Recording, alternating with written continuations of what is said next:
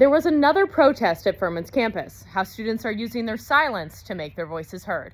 I went around Furman's campus asking students what they thought about new legislation that would ban people under 16 years old from using social media. We will tell you all about Project Dawn coming up. Later in sports, we tell you about these semi-professional soccer teams that will be using Paladin Stadium as their home for the upcoming season.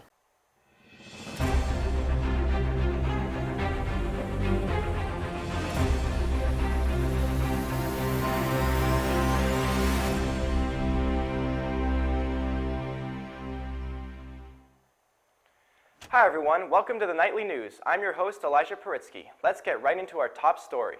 Some Furman students are temporarily displaced out of their North Village apartments, all because of a toilet overflowing. I went to find out exactly what happened and why the students are in off-campus housing until their apartment can be fixed.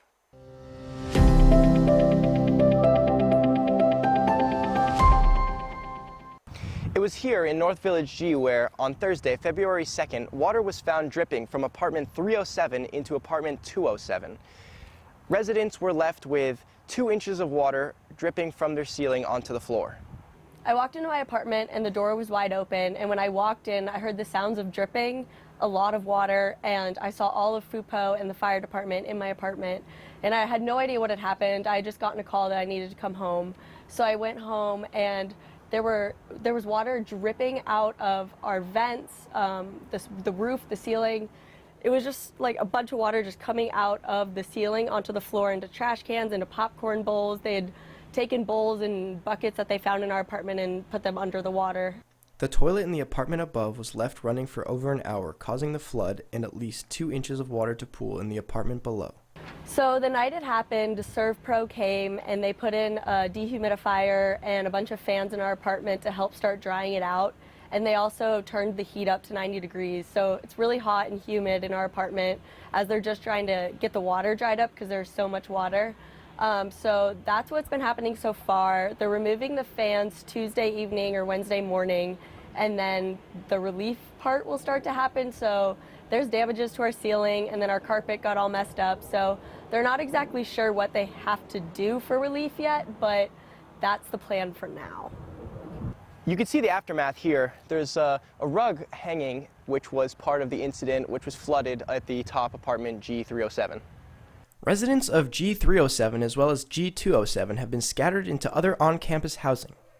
Quite the story there. As of now, there is still no update on what repairs or relief efforts are in place. We will keep you updated on the status of the apartments and what Furman decides to do for compensation. This past week, there was another protest on Furman's campus. Ella Grogan has the information on what went down at the Trone Student Center. Elijah, here where I am standing, students joined together in a silent protest against a speaker at the Tocqueville CLP. Scott Yanor, a political science professor from Boise State, has been known for his misogynistic, anti-queer, and hateful views, as shown in this clip from the National Conservatism Conference back in 2021. Our independent women seek their purpose in life in mid-level bureaucratic jobs like human resource management, environmental protection, and marketing. They are more medicated, meddlesome, and quarrelsome than women need to be. Last week, I sat down with the first-year Isaac Lewis, one of the protesters at the CLP. Furman talks about fostering a very inclusive community for people of all kinds, and you can do that and have a conservative-oriented CLP without having a transphobe and a misogynist speak. I talked to freshmen Will Sanders and Claire Jose, the organizers of this protest, about their goals for this event. To show people among political extremes that there will be pushback. He came here to push what he had to say. We're going to push back, just to show that there's equal forces and to engage the campus community. On campus, I think there's always a little bit of a sentiment that's like, why are we protesting? You know, you're not going to convince anyone. And I think the point of the protest isn't necessarily to convince people, but just to make it clear that we are passionate enough about this and we believe in these values enough that we're going to stand up and be vocal about it.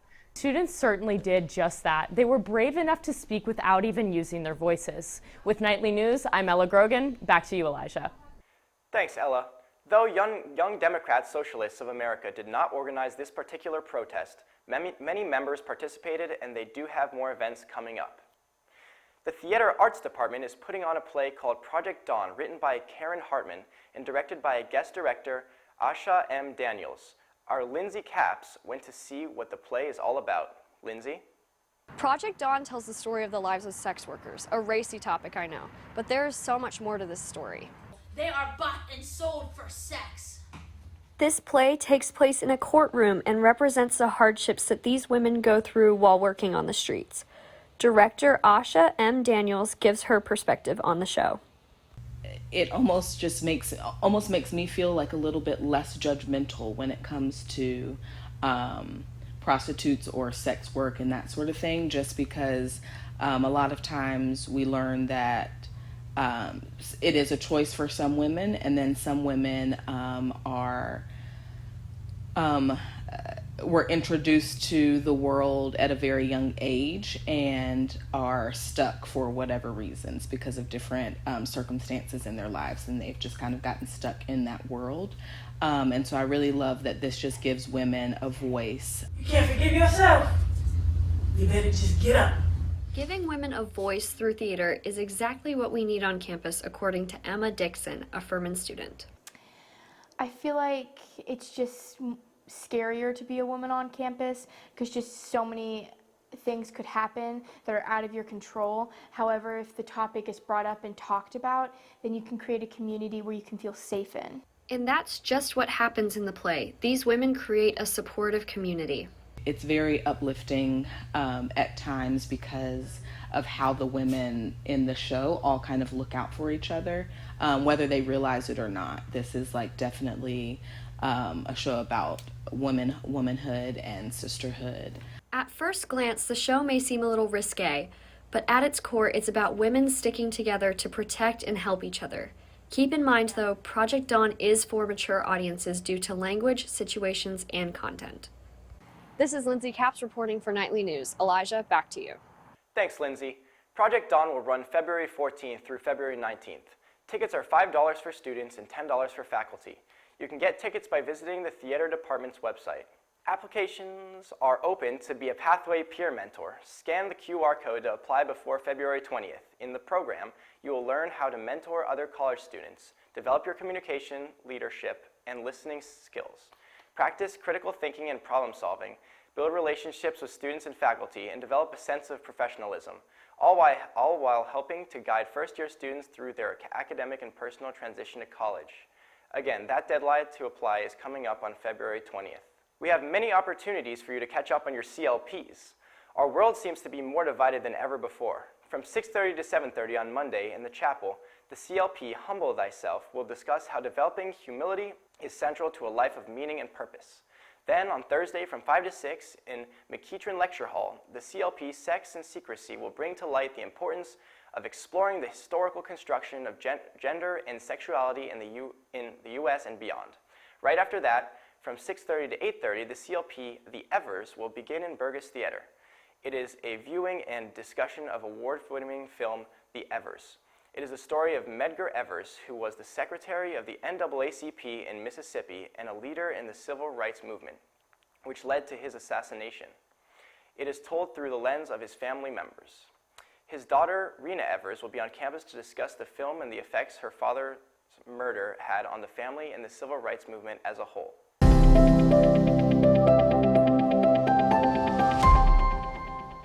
An update now to the Tyree Nichols investigation. As of this week, 5 officers have been charged with second-degree murder. 6 have been fired from the beating, as well as 7 others facing internal investigations and possible discipline, according to the Memphis City Attorney. It is important to note that some of these officers facing discipline may do so because they failed to record the incident with their body cameras. Social media, something we all know and mostly love. Well, new legislation has been proposed to prevent anyone who is a minor from using social media. Alyssa Hildenbrandt went across campus to find out what you thought about this. That's right, Elijah. Republican Congressman Chris Stewart out of Utah is preparing new legislation to ban people under 16 years old from using social media. And I asked Furman students what they thought. Stewart previously stated that, quote, more than 40% of our young people aged 14 to 24 are diagnosed either with anxiety or depression, end quote. His connection was that these numbers have risen with the rise of social media platforms. In an interview with Glenn Mills, Stewart also mentioned that social media has a direct tie to the anxiety, to the depression, and to the suicide that we're seeing among our youth. So, I went around campus asking students what they thought about this legislation and if the government should have any say in this matter. Do you think that people under 16 years old should be able to use social media, and why? I don't think they should be banned altogether, but I definitely think that children under 16 should have restriction guidelines for what they can and cannot view. I think social media is a great way for kids to express themselves and learn more about the culture around them. I think they should if their parents allow them to. Should the government have the power to prevent children from using social media, or should it be up to the parents, and why? Personally, I think it should be up to the parents, just because I feel like that's not really the government's place per se. It's ultimately up to the parents to decide, or it should ultimately be up to the parents to decide, rather than the government setting blanket rules. I think it should be up to the parents because they know their kids the best. Should children be able to have access to platforms where they can exercise their First Amendment rights? Yes, while I do not believe that children are typically focused on exercising those rights, I believe that every person should have that right. I think yes, to a certain extent, because if they're on social media, they have the right to say anything they want to. But I think no, in the sense that people don't take kids seriously on social media. Although social media can be harmful in certain situations, this bill would take away the right of parents to decide what is best for their children.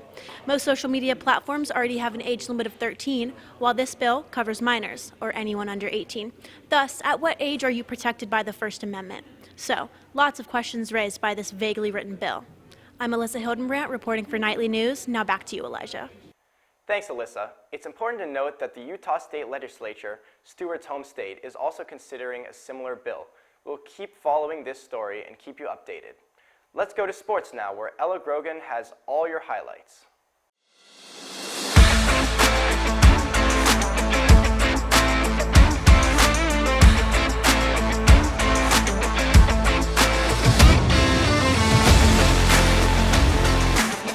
Thanks, Elijah. It was a huge weekend for the Paladins. Let's get started by taking a look at the exciting doubleheader we had at the Well on Saturday.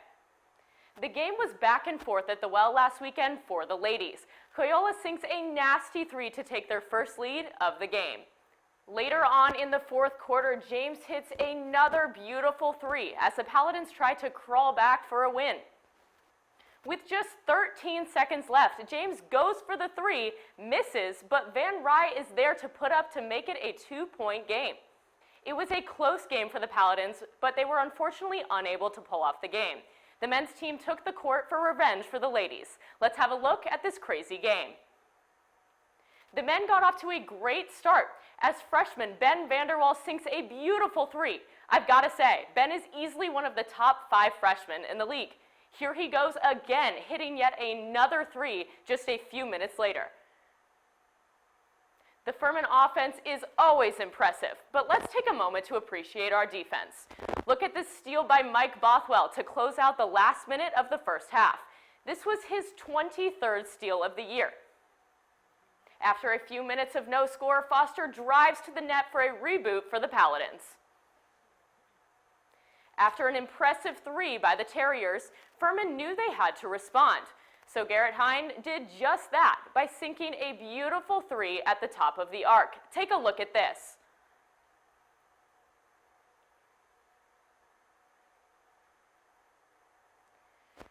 This gave the Paladins a beautiful 10-point lead. Alex Williams silences the Terriers with an insane dunk with just 3 minutes left to take the lead to 75-60. The men's basketball team pulled off the win against the Wofford Terriers with a score of 80-67. The women's tennis team had a big match against UNC Greensboro. Let's take a look. Ellie Schulson was unstoppable against the Spartans. We had to show you this clip. Check out her deadly backhand. The Paladins took home the win with a sweeping score of 7-0. We have an exciting weekend of sports outside of Furman with the Super Bowl coming up this Sunday. Last week we talked about a lot of firsts coming up, and I have one more to add to that list. On the Philadelphia team, we have the first black woman to coach in the Super Bowl. Autumn Lockwood, at just 29 years old, is the assistant coach for the Eagles and made it to the Super Bowl with her team. Now let's have a look at what's coming next for our Furman Athletics. Looking forward in women's basketball, the Paladins face Western Carolina here on Thursday at 7 p.m. Furman turns around quickly for another home matchup against UNC Greensboro on Saturday at 11:30. Now looking at men's basketball, Furman faces a dangerous Western Carolina on Saturday at 2 p.m. Softball season is here, and our Paladins host Clemson on Tuesday at 5 p.m. Make sure you go out and support these programs. Let's check up on last week's scores. First up, we have tennis, as Furman women's tennis fell to number 22 ranked Tennessee, but bounced back with a strong 7-0 win over UNCG. Men's tennis lost a hard-fought battle to Georgia State 3-4. Moving to our basketball teams, women's lost a heartbreaker to Wofford 66-69. They will regroup against Western Carolina. Furman men's basketball team has been on fire, running Wofford out of the well, 80-67, and soundly defeating the VMI Cadets 94-63, holding on to first place in the conference. Furman is hosting two semi-professional soccer teams in Paladin Stadium for the upcoming season. I will leave you with Michael Davis, who has more details on how this affects students. Greenville, Triumph, and Liberty have quickly grown in popularity. They outgrew the high school legacy charter and are still raising the funds for their own stadium. They needed a new home fast, and Furman is the perfect fit. So I wanted to see how this would affect those of us who already call campus home. I love it personally. I heard that, at the Greenville Legacy, there was only about 4,000 seating capacity.